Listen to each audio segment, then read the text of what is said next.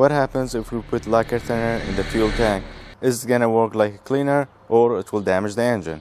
So there are two main questions you're gonna ask. Is it gonna clean inside the engine? And the second one, is it gonna damage anything?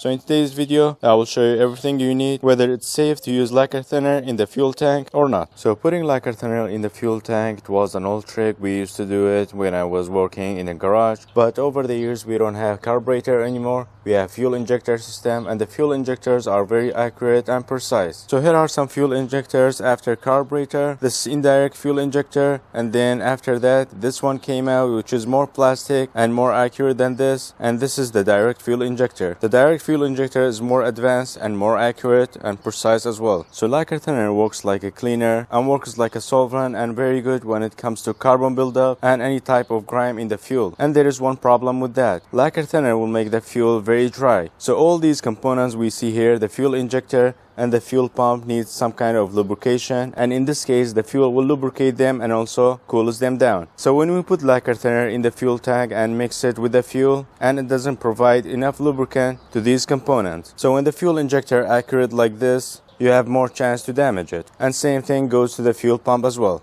Previously in my videos, I also used lacquer thinner to clean carbon buildup on the piston head, and here is the result I got. I also used on my 2017 Toyota Camry and had good result with it, but I never put all of them in the fuel tank in one go. So if you have a full fuel tank, I would put half of it and see how it perform in the engine, or it will damage it, and I will show you everything in this video. So if I check how much fuel I have, I almost have full tank, so I'm not gonna put half of that can. I'm gonna put 1/3 of this can in the fuel tank, and I will drive the car until I finish all this fuel in the fuel tank.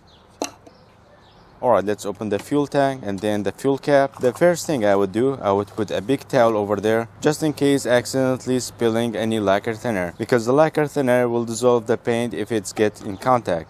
Now I'm gonna put 1/3 of it, and that is it. Let's take the funnel and put the cap back on. And I can feel it's a bit wet, and this saved the paint. So I'm gonna be driving the car until I will finish all that fuel that's been mixed with the lacquer thinner. Alright, it's been after a week driving the car with the lacquer thinner in the fuel tank. I'm gonna quickly remove the ignition coils and then the spark plugs so we can check the spark plugs and also the carbon buildup on the piston head. Alright, here are the spark plugs before using lacquer thinner in the fuel tank, and here is the after. I don't see much of difference from cleaning, but here is the interesting part. This is the piston head before using lacquer thinner, and here is the after. We still have some carbon buildup on the piston edge, but overall it's cleaned really good. And keep in mind, this car only been driven in the city, and I'm sure if it was in the highway it would clean all of that and also the spark plugs as well. So we have the answer to the first question, is it cleaning inside the engine? The answer is yes, and the results are very clear. Did I felt more power with the engine while I have lacquer thinner in the fuel tank? And the answer is yes. And the last question, is it damaging anything? Well, in my case, because I'm using less percentage, I don't see any damages of the O-rings on the fuel pump and also the fuel injectors. But these results would vary with the brand and the quality of your car.